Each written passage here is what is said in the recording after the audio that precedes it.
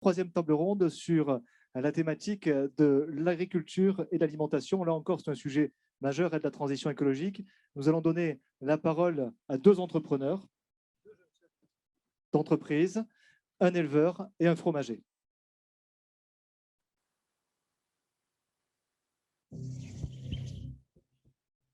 Jérôme Tramuset, donc fromagerie de la Durance à Guillestre. L'entreprise a été créée en 92 par Ramon Caballet. En 2002, le site ici à Guillestre a été créé. En 2018, on a repris l'entreprise avec Christelle, la fille de Ramon, et on est en train de la développer. Donc, on travaille en direct avec nos producteurs. On a à l'heure actuelle 16 producteurs, 10 producteurs au lait de vache, 4 producteurs au lait de chèvre et 2 producteurs au lait de brebis. Donc, tous nos producteurs sont sur le département des Hautes-Alpes et nourrissent leurs bêtes au foin et à l'herbe l'été. Et tous les fromages qui sont transformés ici à Guillestre sont transformés au lait cru, exclusivement. Là, on est dans les caves à Fontu, dans la fromagerie à Guillestre, où les fromages sont affinés à peu près entre 12 et 18 mois en fonction de la durée d'affinage et de la commercialisation qu'on a derrière.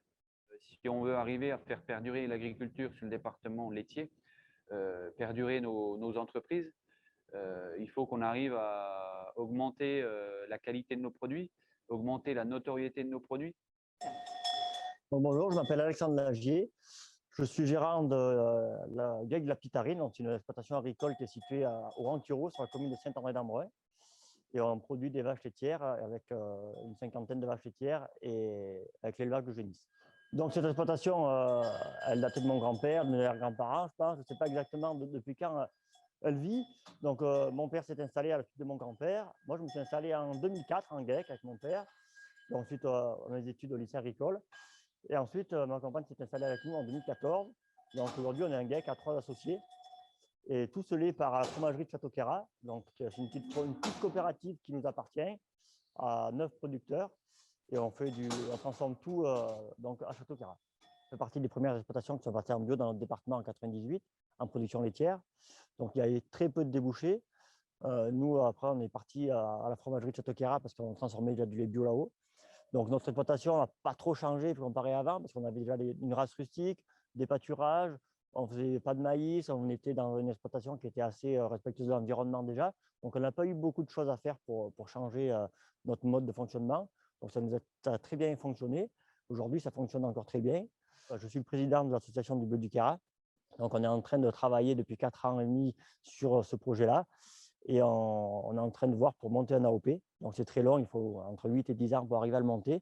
Mais on est sur la bonne voie et ça fait partie des choses qui sont pour notre département très importantes parce que ça peut mettre en valeur notre agriculture, notre territoire, avoir des produits aussi en AOP parce qu'on en a très peu dans notre département et surtout en fromage. Et ça peut être des outils d'appel pour notre département et pour notre agriculture. Laurent Gabé, avant de te demander de réagir à ces propos, peut-être un mot pour te demander comment vont les arboriculteurs?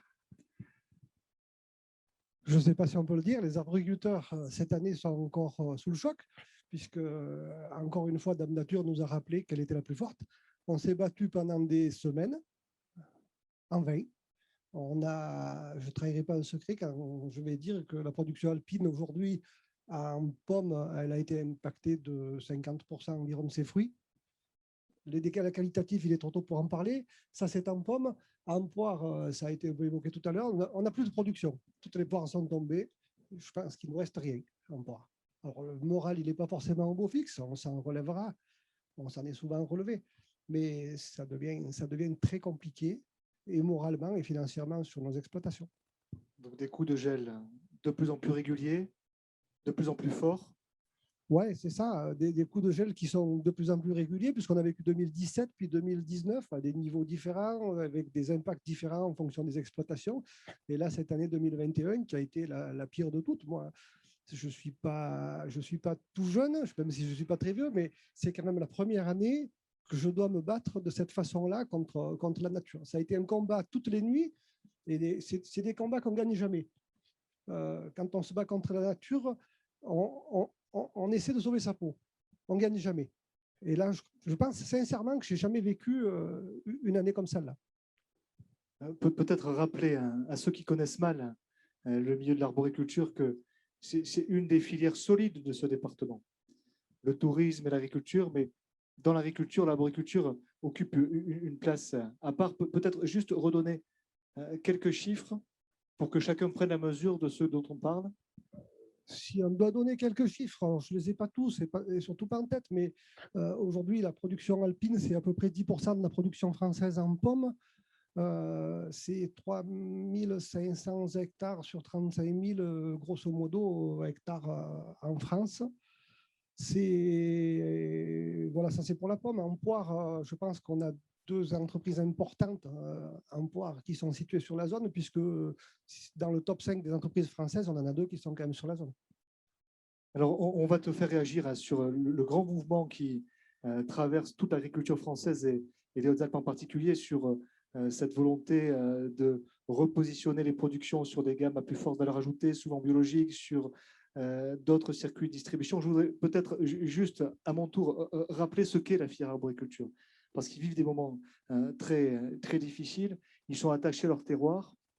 Ce sont les entrepreneurs qui ont pris les risques.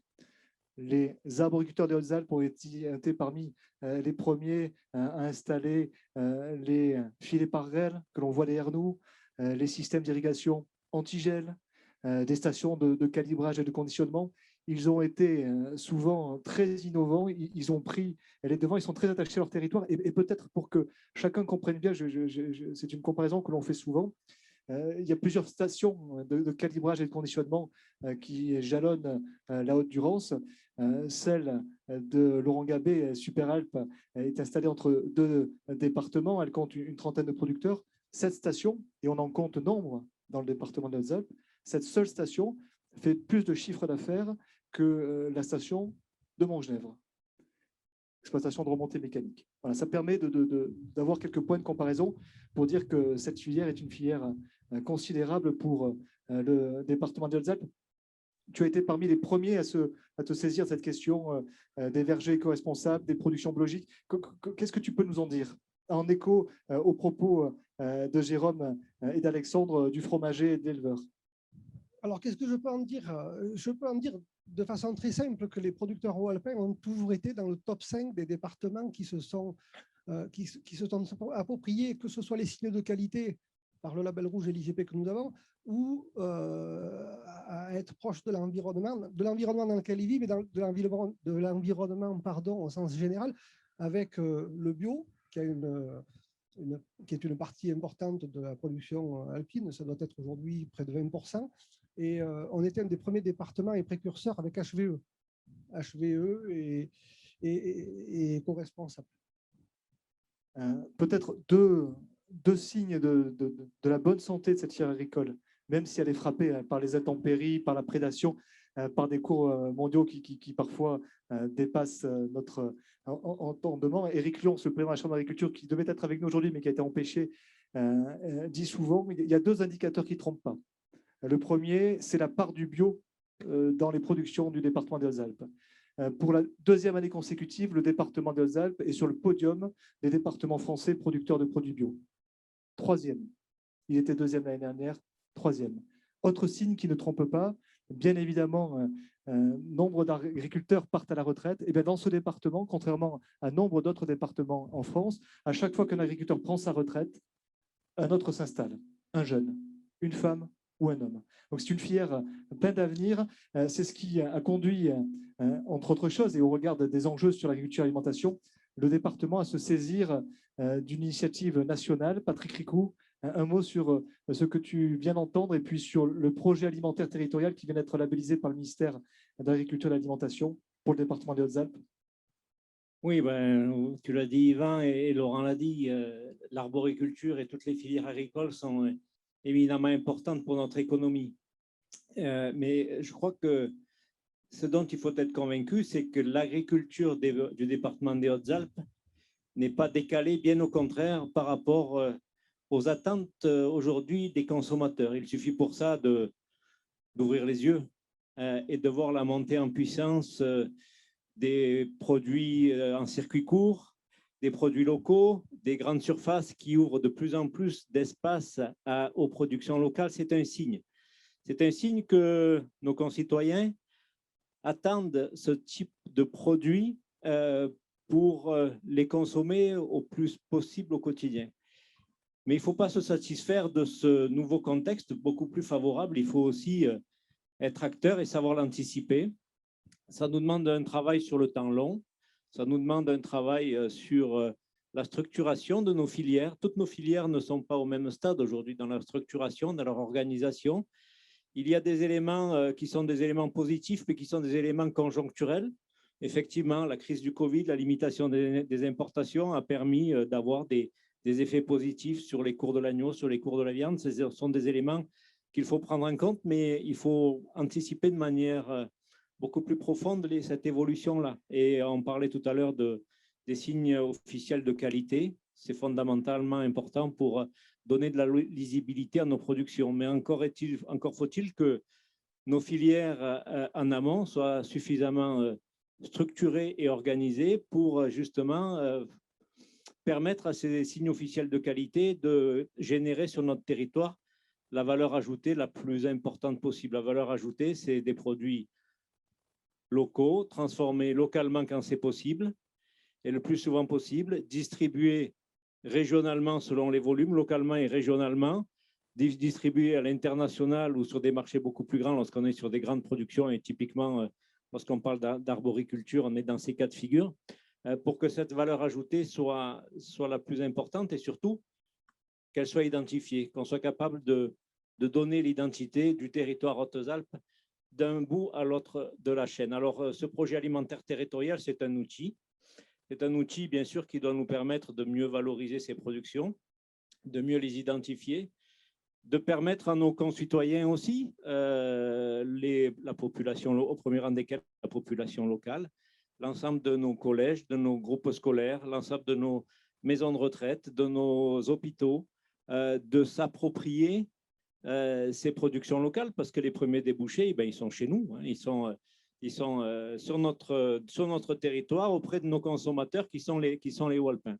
Et puis, bien sûr, se donner les moyens de les diffuser à tous les vacanciers et les touristes qui viennent chez nous. Donc, c'est un travail qui est de structuration. Et là, je salue la bonne collaboration que nous avons entre l'Agence de développement et la Chambre d'agriculture qui fait un travail de fond sur des filières, la filière laitière par exemple, où il y a un vrai sujet hein, pour préparer l'avenir, pour préparer ces nouvelles labellisations, pour faire en sorte que la production laitière, on a perdu des millions de litres de lait en production annuelle sur notre département, parce qu'à une époque, il y avait les quotas, il y avait du lait qui était valorisé au cours du marché, c'est-à-dire à un prix qui était en deçà des coûts de production, et aujourd'hui, c'est cette tendance-là qu'il faut inverser, et on ne peut l'inverser que si on donne de la lisibilité, de la valeur ajoutée aux productions que l'on fait. Mais j'étais hier à l'Assemblée générale des jeunes agriculteurs et je confirme les propos. Ce qui était éminemment rassurant, c'est que des jeunes s'installent. Et on a eu en 2020 encore un nombre d'installations extrêmement important. Et ça, c'est encourageant. Ça veut dire qu'il y a des gens qui y croient, il y a des gens qui ont envie.